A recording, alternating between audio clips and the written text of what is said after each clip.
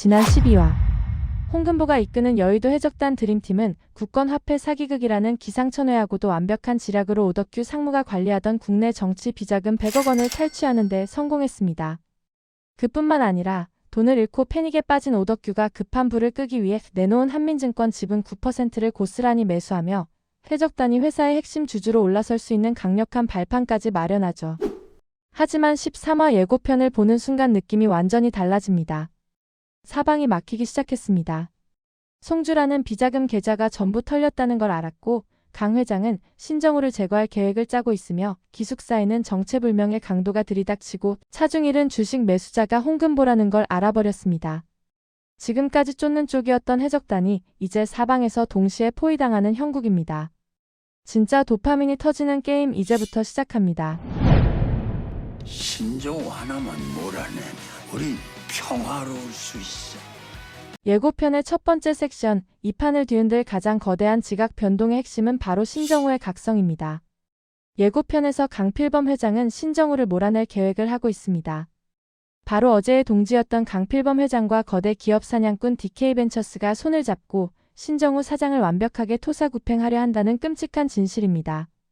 지금까지 신정우라는 캐릭터를 떠올려 보십시오. 그는 철저히 이익만을 쫓으며 한민증권을 적대적 M&A로 공중분해시키기 위해 파견된 최상위 포식자, 피도 눈물도 없는 사냥개였습니다. 그에게 한민증권은 그저 삼켜버려야 할 먹잇감에 불과했죠. 당연히 신정우의 시선에서 홍금보 역시 자신과 마찬가지로 과거의 상처와 앙심 때문에 한민증권을 철저히 망가뜨리고 복수하기 위해 위장 취업한 것이라고 오해하고 있었습니다. 하지만 12화에서 신정우의 내면을 송두리째 뒤흔든 엄청난 계기가 등장했죠. 바로 윤재범 국장과의 독대 장면입니다.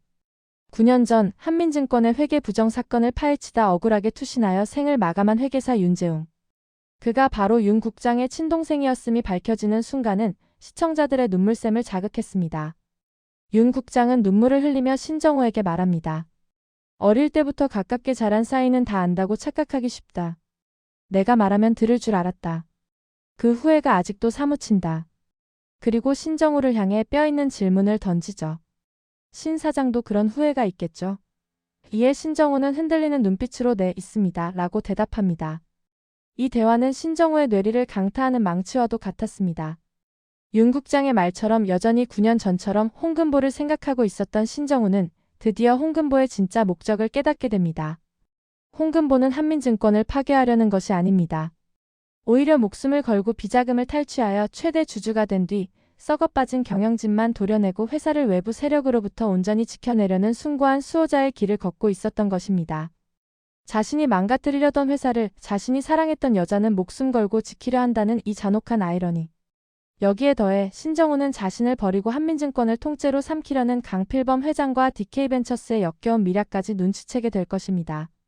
사냥개로 쓰이다 버려질 위기에 처한 영리한 늑대 신정우가 가만히 앉아 죽음을 맞이할까요? 절대 아닙니다. 분노와 배신감 그리고 홍금보를 향한 깊은 이해와 9년 전의 죄책감이 융합되는 순간 신정우는 완벽하게 태세를 전환할 것입니다. 회사를 부수려던 자가 회사를 지키려는 자와 손을 잡는 이 짜릿한 전개. 지금까지 적으로 대립각을 세우던 신정우가 강 회장과 DK벤처스를 몰락시키기 위해 홍금보의 가장 강력한 내부 조력자로 돌아서는 것. 이것이 13화를 관통할 첫 번째 도파민 폭발 포인트입니다. 자, 이제 이번 예고편의 하이라이트이자 수많은 시청자들을 패닉에 빠뜨린 두 번째 섹션, 바로 기숙사 301호 강도 침입 사건을 파헤쳐 보겠습니다. 예고편에서 기숙사에 정체불명의 강도가 들이닥치며 금보의 망연자실한 장면이 나왔죠. 겉보기에는 240억 원이라는 어마어마한 돈더미를 노린 외부 세력의 습격처럼 보입니다. 하지만 제 생각에는 이 강도 사건 100% 홍금보가 철저하게 짜고 친 완벽한 자작극입니다. 상황의 퍼즐을 하나씩 맞춰볼까요? 12화 엔딩에서 송주란 실장은 이미 신복 봉달수를 통해 여우의 비자금 계좌가 먼지 하나 없이 싹 털렸다는 충격적인 사실을 보고 받았습니다.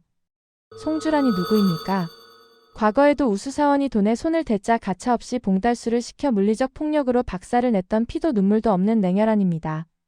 게다가 봉달수는 이미 알벗 오아의 신랑이를 통해 홍장미가 홍금보라는 사실에 턱밑까지 다가선 상태죠. 송주란과 봉달수가 돈이 없어졌으니 도로 뺐으면 된다라며 기숙사 301호로 피해 보복을 다짐하는 것은 불을 보듯 뻔한 수순입니다. 자, 수싸움의 천재적인 감각을 지닌 홍금보가 이 사실을 모를 리가 있을까요? 절대 없습니다. 자신의 정체가 탄로날 위기에 처했고 악독한 송주란 일당이 240억의 냄새를 맡고 곧 들이닥칠 것이라는 걸 직감한 홍금보는 선수를 치기로 결심합니다. 송주란의 공격을 무력화시키고 돈의 행방을 영원히 오리무중으로 만들기 위한 최고의 마술, 즉 우리가 돈을 도둑 맞은 피해자로 위장하는 트릭을 설계한 것입니다. 그렇다면 기숙사에 난입해 문을 부수고 공포 분위기를 조성한 이 가짜 강도의 정체는 누구일까요? 바로 여의도 해적단 드림팀의 멤버 알버도가 아닐까 생각됩니다. 알버도는 11화에서 정체가 탄로난 후 명의 삼촌을 죽인 진범을 찾기 위해 아버지를 배신하면서까지 기꺼이 해적단에 합류한 인물입니다. 홍금보 구복희 이용기 알버도 4인방 어벤져스 중에서 이 험악한 강도 역할을 물리적으로 수행할 수 있는 사람은 알버도뿐입니다. 강노라가 이미 기숙사에 산더미처럼 쌓인 240억을 두 눈으로 목격한 상황에서 강노라까지 완벽하게 속여 넘기며 송주란의 의심을 외부로 돌리기 위해 알버도가 복면을 쓰고 무자비한 강도 연기를 펼친 것입니다. 돈을 보여주고 강도에게 빼앗기는 척 절망하는 홍금보의 미친 연기력이 이 자작극의 활용점정을 찍을 것입니다. 가장 소름 돋는 포인트는 바로 사라진 돈의 행방입니다. 강도에게 빼앗긴 척 밖으로 빼돌린 이 240억 원이라는 엄청난 현금 다발을 과연 어디로 숨겼을까요? 옛말에 등잔 밑이 어둡다고 했습니다.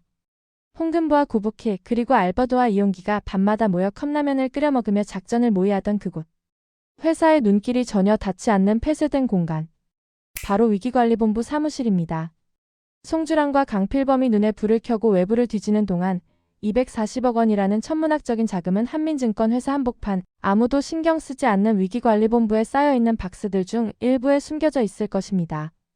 외부로 돈을 옮기다 들킬 위험을 원천 차단하고 가장 위험한 적의 심장부에 돈을 보관하는 이 대담하고도 미친 발상. 이것이 바로 천재 언더커버 홍금보의 소름 끼치는 지략입니다. 그리고 그 혼돈의 한가운데서 여의도 해적단 드림팀이 완전체로 부활합니다. 바로 김미숙의 귀환. 301호 룸메이트들이 눈물을 흘리며 재회하는 순간 이들의 감정적 연대는 그 어느 때보다 단단해졌습니다. 하지만 진짜 변수는 따로 있습니다. 강노라. 홍금보와 신정우가 과거 연인이었다는 그 사실을 강노라는 단 한 문장으로 꿰뚫습니다. 크리스마스 이브 캐럴은 내 생일 예고편이라는 그 한마디가 모든 퍼즐을 완성시킵니다. 처음에는 질투와 혼란을 겪겠지만 결국 강노라가 가진 선한 본성과 301호에 대한 애정은 그녀를 홍금보의 조력자로 만들 것입니다.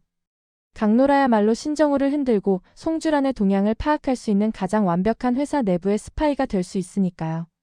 그리고 판이 깔렸습니다. 첫째, 위기관리본부 창고에 숨겨둔 현금 240억. 전쟁 자금 충분합니다. 둘째, 국권 사기극으로 빼앗은 한민증권 지분 9%. 칼은 이미 목에 닿았습니다. 셋째, 선장 알버도의 정보력, 천재 해커 이용기의 기술력. 넷째, 토사구팽 직전에서 돌아선 신정우와 적의 아킬레스건을 쥔 내부자 협력. 강필범과 송주란 그리고 DK벤처스는 자신들이 무너지고 있다는 사실조차 깨닫지 못한 채 서서히 침몰해 갈 것입니다. 자본의 탐욕을 이용해 그들의 돈을 빼앗고 그 돈으로 다시 회사의 주식을 사들여 썩어빠진 머리만 정확히 베어내는 홍금보의 이 잔혹하고도 아름다운 복수극. 단순히 멱살 잡고 싸우는 1차원적인 복수가 아니라 자본시장의 룰을 이용해 합법적으로 적들의 숨통을 끊어버리는 이 지능적인 카타르시스야말로 언더커버 미스홍이 보여주는 최고의 쾌감입니다. 이번 주말 강필범과 송주란의 탐욕스러운 얼굴이 어떻게 처참하게 일그러지는지, 홍금보가 설계한 이 거대한 빅픽처가 어떻게 완성되는지 저와 함께 본방송으로 꼭 확인하시기 바랍니다. 오늘 영상이 재미있으셨다면 구독, 좋아요, 알림 설정 부탁드립니다.